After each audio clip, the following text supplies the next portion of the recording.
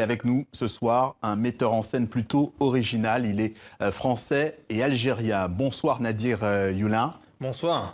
Alors je dis metteur en scène, mais vous êtes également producteur, scénariste. On va parler assez vite du sujet que vous traitez, des sujets de fond. Mais un mot d'abord sur la forme. Votre style, il est très visuel. On va d'ailleurs le vérifier avec un extrait d'une série que vous avez réalisée pour France 4 il y a 4 ans. On regarde. Allô? Ouais, allô Tony. C'est qui? C'est moi. Qui? Moi. Qui? Moi. Tu fais exprès ou quoi? Ah, Shakir, ça va? C'est où que t'achètes tes vestes, toi? À New York, pourquoi? New York? Non, juste comme ça. T'es chelou, toi? Eh, vas-y, commence pas là. Passe-moi ton frère, s'il te plaît. Il est occupé, il fait le ménage. Quoi? Il connaît l'hygiène, lui, maintenant. Sous la contrainte, ouais. Je te jure, je vais te balancer. Tiens, j'ai une question pour toi. Il paraît que l'avenir de l'homme, c'est la femme. Pas zéro seul moyen de survie. Tu crois qu'elle serait comment, la planète des hommes, sans les femmes? Bah, je sais pas, moi, un remake de la planète des singes avec des prises de tête en moins. On verrait des mâles dominants accoucher. Ça serait marrant. Ok. Admettons que l'avenir de l'homme, c'est la femme. Mais quel est l'avenir de la femme, alors? Ah. Voilà, cette série s'appelle Rebelle, en 2 mots. C'est très saccadé. Est-ce que l'esthétique doit être au service du message que vous portez? Absolument. Après, moi, c'est ma sensibilité, c'est-à-dire que ce qui est visuel, l'attrait de l'image, j'y ai toujours été sensible. J'ai grandi avec un cinéma international qui m'a nourri de ça, peut-être inconsciemment. Je pense à Wong Kar-wai, à Spike Lee, à David Fincher, où d'un coup, l'image, le cadre, nous révèle quelque chose sur nous-mêmes et sur l'histoire qu'on est en train de suivre et qui nous captive avec cette alliance de fond et de forme. J'ai jamais pu un peu faire de séparation entre les deux. Du coup, c'est dans ce style-là, cette sensibilité-là que je me retrouve. Après, là, par exemple, sur Rebelle, qui était sur France 4, il y avait un style saccadé, mais ça évoquait quelque chose aussi. Il y avait une dimension onirique qui était transcrite visuellement et une connectivité un peu. C'était un peu l'internetisation. Du coup, la série reflétait un peu cela dans le dynamisme visuel. Et puis, c'est vrai que voilà, on comprend la lumière, le cadre, ça a une importance au même sens que le mot. Oui, vous avez parlé de Wong Kar-wai, le metteur en scène hongkongais. Vous avez aussi parlé de Spike Lee. Vous l'avez rencontré, Spike Lee? On a eu la chance de le rencontrer sur le tournage de Rebelle. En fait, on était parti lui faire petite dédicace, un petit hommage en tournant en bas de son building. Et puis, je me suis présenté. Il a eu la gentillesse de descendre. Voilà, on a dit qu'on tournait une série, Rebelle. Et puis, on a passé un petit moment ensemble. Donc, c'était un super bon souvenir. Surtout qu'il y avait pas mal de dédicaces au cinéma qui nous a nourris, comme Do the Right Thing, Mo Better Blues ou Malcolm X. Voilà, c'était une manière de boucler la boucle. Aussi de l'animation hein, dans vos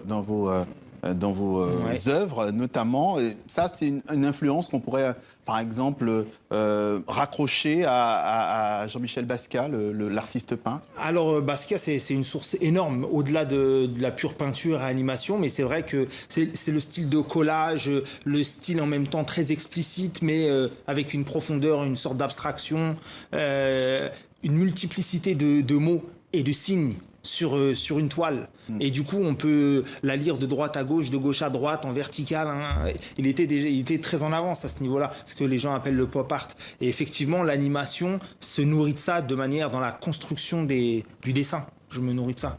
Alors, vous êtes né à Versailles. Vous avez grandi en banlieue dite difficile, à Trappes notamment, près de Paris. Ouais. Est-ce que vous sentez dans l'obligation finalement de porter des thématiques sociales dans vos œuvres?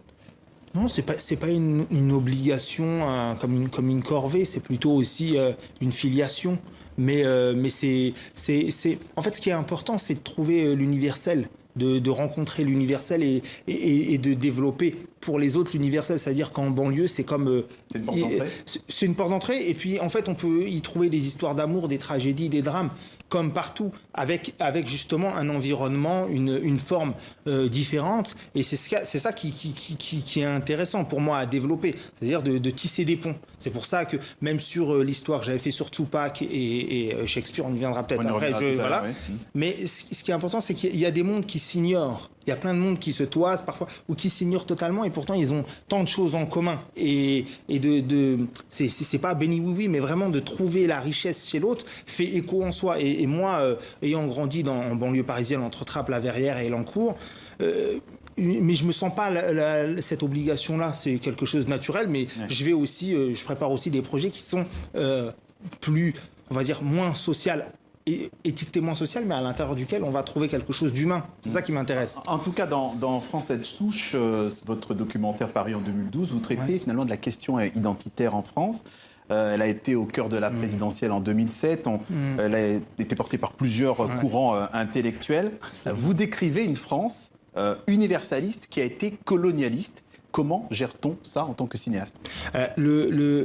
Mon parti pris dans ce film-là, qui était vraiment un film de cœur, c'était de dire qu'on ne deviendra jamais français, parce qu'on l'a toujours été. Oui. C'est-à-dire que ce n'est pas à nous de devenir français, mais c'est la France qui est devenue nous. C'est-à-dire que la France est devenue Mamadou, Adéola, au même titre qu'elle est toujours Jean-Jacques, de manière caricaturale. Et c'était ça le premier postulat de ce film-là. Et ensuite, moi, j'étais très attaché à l'esprit de Condorcet. C'est ce qui m'a nourri, c'est ce qui m'a fait grandir, c'est-à-dire l'esprit critique. Et donc, je me suis dit, c'est quoi la France ? C'est quoi cette identité à laquelle on me demande toujours de m'intégrer ? Je ne comprends pas. Et je suis parti de ce postulat-là et j'ai fini par dire, par comprendre, par lire chez Sartre, la France, c'est quoi ? C'est l'air que l'on respire. Ouais. Nadir Yolien, il y a aussi une question de sémantique. Ouais. On sait très bien qu'il y a un certain nombre de mots, diversité, tolérance, communautarisme justement. On va d'ailleurs voir un extrait, parce qu'il y a un professeur des universités qui évoque très bien cette idée de communautarisme. On écoute et puis on en reparle. Ce qu'on leur reproche, c'est parce qu'on les avait exclus. On les avait exclus. Ils ont essayé de se débrouiller par eux-mêmes, et pour se débrouiller par soi-même, eh bien, on commence par se reconnaître entre soi. Pour se reconnaître entre soi, il faut des signes de reconnaissance. Et les signes de reconnaissance, c'est ce qui constitue une communauté d'individus. Donc on leur reproche d'avoir trouvé comme solution de leur exclusion de s'inclure eux-mêmes dans des groupes où ils seront les bienvenus, forcément, puisqu'ils les auront constitués. Donc en gros, on leur reproche d'avoir trouvé des solutions à l'exclusion qu'on leur avait imposée jusque-là. C'est quand même incroyable. Alors, si on ne nomme pas bien les problématiques, comment peut-on les résoudre ? Non, il y a un point sur lequel j'aimerais revenir. Oui. Dans ce film-là, vraiment, ce que j'ai retenu, c'est... Il y a une différence, d'ailleurs, c'était Raphaël Youget qui l'expliquait très bien, entre l'identité nationale et l'identité républicaine. La France, elle est attachée normalement à l'identité républicaine. L'identité nationale, ça n'appartient pas à la tradition française. Et on revient sur ça, sur ce film, parce que quand on a créé ce ministère de l'identité nationale, ça commence à être une véritable dérive, où on oublie le fond de la question et le fond de la tradition française. On va très rapidement passer sur le long métrage que vous avez réalisé. Le film s'appelle Jungle Jihad. Il n'est pas encore sorti, mais le titre est assez évocateur. De quoi s'agit-il ?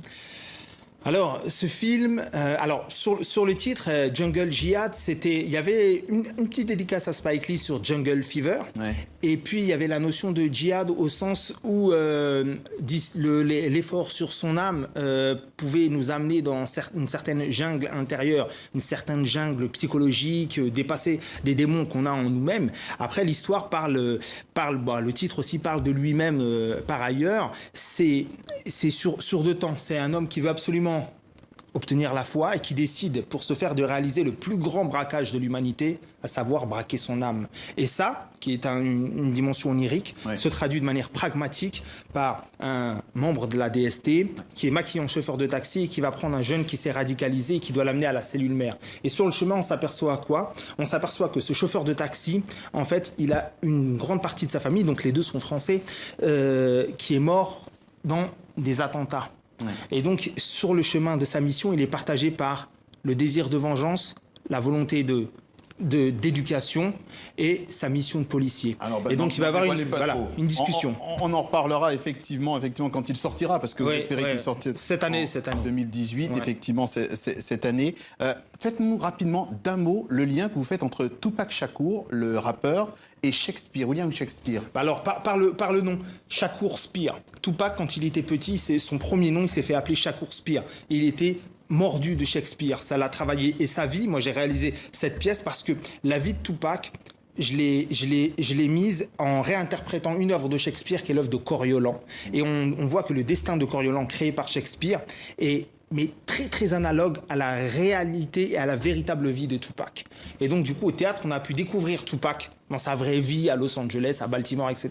Et en même temps, Tupac interprétant Coriolan, il y a une fusion-confusion des personnages. Et Tupac, qui est le rappeur le plus impactant sur la société de manière économique et culturelle, eh bien, il a été énormément influencé par Shakespeare et par son œuvre. C'est lui qui le dit, hein, c'est pas moi. Tupac Shakur qui a été assassiné en 1996. Merci. Et c'est les mondes qui s'ignorent. Et en fait, le théâtre traditionnel et la culture hip-hop et Ils le sont là rap, pour les rassembler. voilà. Merci Nadir Yolin. Je rappelle que vous êtes metteur en scène, producteur, scénariste franco-algérien, que vous nous expliquez donc dans cette rubrique Diaspora toute la difficulté de faire entendre quelquefois des voix parfois discordantes dans le cinéma.